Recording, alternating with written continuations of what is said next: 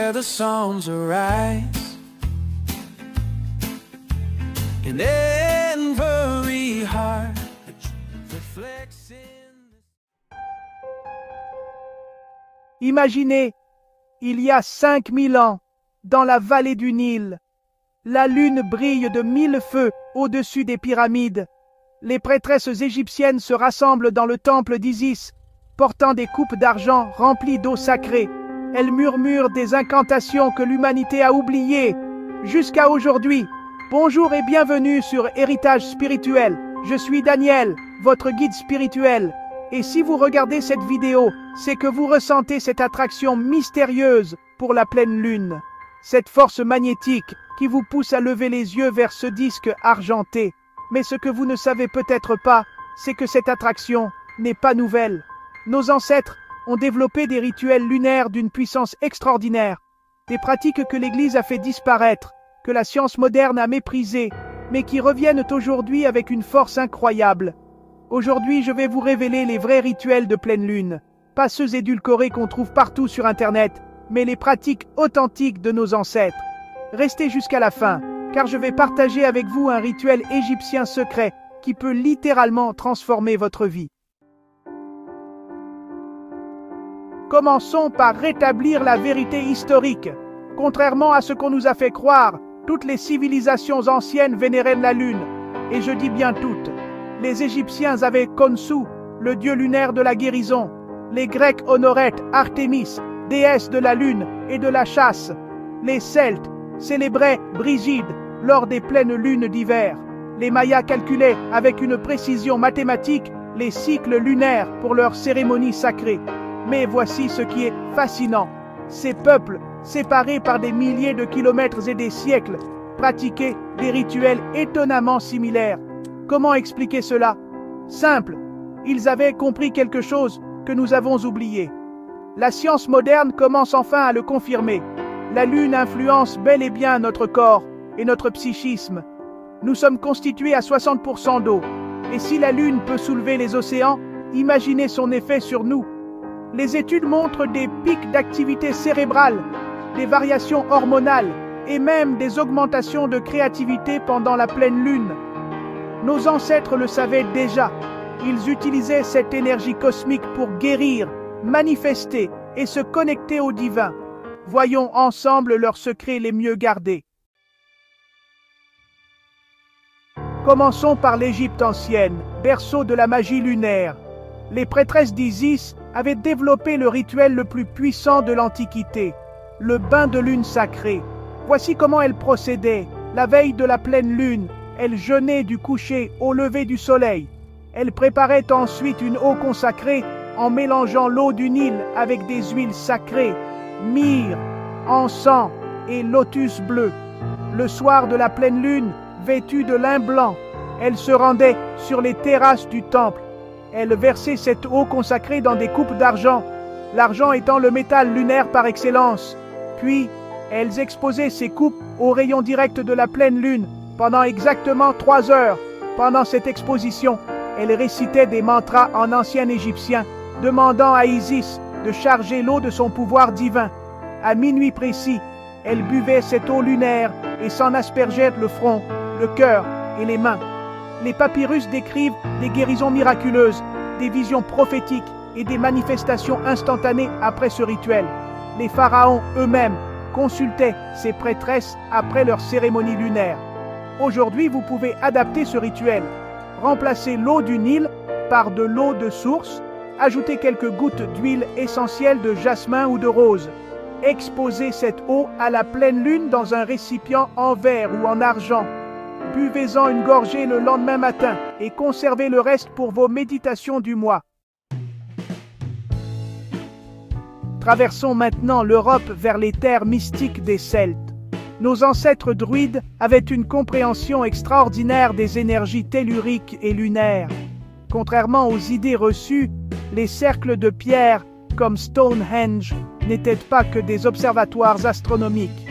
C'étaient de véritables machines énergétiques conçues pour amplifier les pouvoirs lunaires. Le rituel celtique de pleine lune le plus puissant s'appelait An Gealach Ban, la lune blanche. Voici comment les druides procédaient. Ils se rassemblaient en cercle autour d'un feu sacré, toujours fait avec du chêne, l'arbre solaire, pour équilibrer l'énergie lunaire. Chaque participant apportait une pierre trouvée dans la nature, chargée de son intention personnelle. Au moment où la lune atteignait son zénith, ils éteignaient le feu.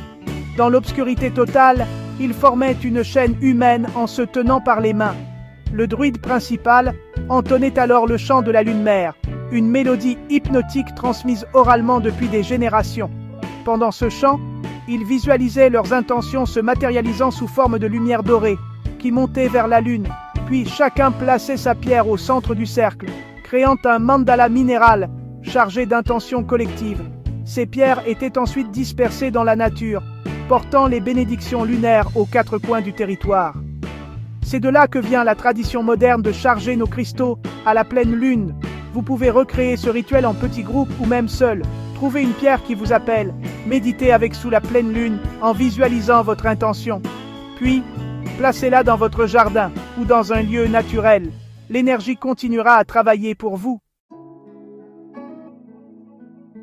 Voyageons maintenant vers l'Amérique du Nord, où les peuples amérindiens ont développé la relation la plus intime avec la lune. Pour eux, elle n'était pas une déesse lointaine, mais Nokomis, grand-mère lune, la gardienne de la sagesse féminine. Les femmes amérindiennes avaient un rituel secret, transmis de mère en fille depuis des millénaires, la hutte de lune. Pendant leur cycle lunaire, elles se retiraient dans des tipis spéciaux, orientés pour recevoir directement la lumière de la pleine lune. Dans ces huttes, elles pratiquaient la danse de grand-mère lune. Ce n'était pas une danse au sens occidental, mais plutôt une série de mouvements fluides, inspirés par l'observation des animaux nocturnes, le vol silencieux de la chouette, la grâce furtive du loup, la sagesse patiente de l'ours. La danse commençait par la salutation aux quatre directions, bras levés vers chaque point cardinal. Puis venait la spirale de manifestation. Les danseuses tournaient lentement dans le sens des aiguilles d'une montre, visualisant leurs rêves se matérialisant dans la spirale énergétique qu'elles créaient. Le climax du rituel était le champ de vision. Les femmes s'allongeaient sur le dos, regardant la lune à travers l'ouverture du tipi. Elles entraient alors dans un état de conscience modifié, recevant des visions prophétiques sur l'avenir de leur tribu. Aujourd'hui, vous pouvez adapter cette pratique. Sortez sous la pleine lune, saluez les quatre directions, puis dansez librement en vous laissant guider par l'énergie lunaire. Terminez en vous allongeant sous les rayons et en méditant sur vos questions importantes. Et maintenant, comme promis, je vais partager avec vous le rituel égyptien le plus secret, celui que seules les grandes prêtresses d'Isis connaissaient, l'invocation d'Horus lunaire. Attention, ce rituel est extrêmement puissant. Ne le pratiquez que si vous êtes vraiment prêt à voir votre vie changer radicalement. Nos ancêtres ne le transmettaient qu'après des années d'initiation. Voici les étapes. 3 jours avant la pleine lune, commencez à vous purifier. Mangez léger, buvez beaucoup d'eau. Évitez les énergies négatives. Procurez-vous un bol en verre transparent, de la sauge blanche et de l'huile essentielle de jasmin. Le soir de la pleine lune, sortez exactement à 23 heures. Allumez la sauge et purifiez votre espace. Remplissez le bol d'eau pure. Ajoutez 3 gouttes d'huile de jasmin. Placez le bol là où la lune se reflète parfaitement dedans. Mettez-vous debout, bras levés vers la lune, et prononcez cette incantation égyptienne que je vais vous transmettre. Nebet Per Khonsu, Amen, Horus Net, ce qui signifie dame de la maison de Khonsu. Horus de la nuit soit béni. Pendant que vous récitez, visualisez un rayon doré descendant de la lune directement dans votre cœur. Sentez cette énergie divine circuler dans tout votre corps. Formulez alors votre intention la plus importante, celle qui transformera votre vie. Buvez une gorgée de cette eau consacrée, aspergez-vous le front avec le reste. Remerciez Isis et Horus. Conservez cette eau dans un flacon en verre et prenez-en quelques gouttes chaque matin pendant 28 jours. J'ai pratiqué ce rituel il y a 2 ans. En un mois, 3 opportunités extraordinaires se sont présentées à moi. Une synchronicité parfaite qui a complètement changé ma trajectoire. Voilà, nous avons voyagé ensemble à travers les millénaires et les continents pour redécouvrir la sagesse lunaire de nos ancêtres. De l'Égypte mystique aux forêts celtiques, des plaines amérindiennes aux temples mayas, tous avaient compris cette vérité. La Lune est notre alliée cosmique la plus puissante. Ces rituels ne sont pas de simples superstitions. Ils sont le fruit de milliers d'années d'observation et d'expérimentation. Nos ancêtres étaient des scientifiques spirituels et leurs découvertes restent valables aujourd'hui. La prochaine pleine lune a lieu dans X jours. C'est votre chance de vous reconnecter à cet héritage ancestral. Choisissez le rituel qui vous appelle le plus et pratiquez-le avec respect et intention. Dans les commentaires, partagez quel rituel vous allez essayer et pourquoi. Notre communauté est là pour vous soutenir dans cette démarche spirituelle. Et surtout, revenez nous dire quels ont été les résultats. Si cette vidéo vous a reconnecté à la sagesse de vos ancêtres, likez-la pour honorer leur mémoire. Abonnez-vous pour continuer à explorer ces trésors spirituels oubliés.